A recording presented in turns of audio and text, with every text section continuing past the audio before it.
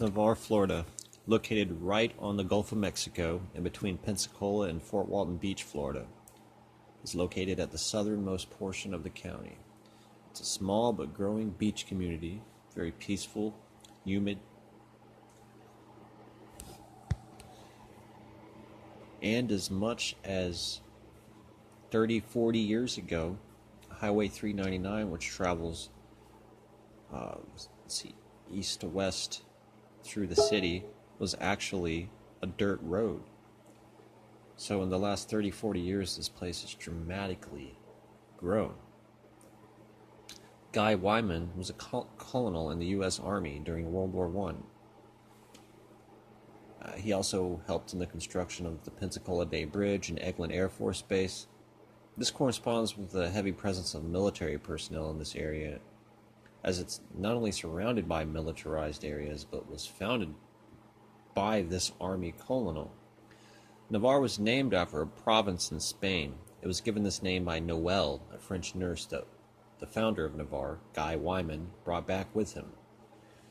According to OurBabyNamer.com, the meaning of the name Navarre is plains, as in a flat landmass that doesn't change much in elevation. Sadly, Santa Rosa County, Florida, where Navarre is located, is one of the fastest growing communities in Florida. And it's also, the majority of the land here is just pure forest. I hate to see it go.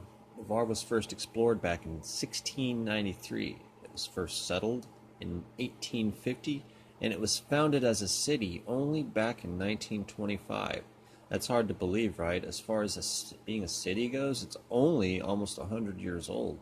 94 years as of 2018 to be exact. It's mind-blowing to think that when my grandmother first moved here, it was only a 44-year-old town. Navarre, Florida is one of the worst places to live in the world in terms of hurricanes. Statistically, in the last 30 years, Navarre has had 3 direct hits by hurricanes and was heavily impacted by Hurricane Ivan as well, with a close call. Hurricanes Aaron, Opal, and Dennis all made landfall on Navarre Beach. The eastern portion of the city tends to get hit the hardest, as it's repeatedly been subjected to the right front quadrant of these massive storms. Navarre has its morally just local political figures, but also has corruption. Do your part and investigate, as well as report criminal activity that has infiltrated our local politics and government.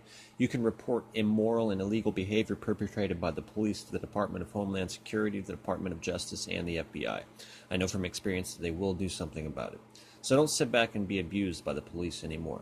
Let them know you as a citizen have more power than they do, and that they work for the county. They don't run it.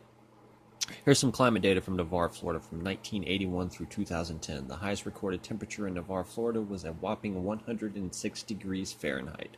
The hottest month on record, believe it or not, is July. You would think that August through October would be, since they are the most active for hurricanes. The wettest month on record in terms of rain is also July. The record low is at 5 degrees, although I questioned this. The average rainfall per year, 65.27 inches. Feel free to check out my weather time-lapse music videos where you can see lots of nature and weather footage from Navarre, Florida. Until next time, I'm Scott. Everything awesome.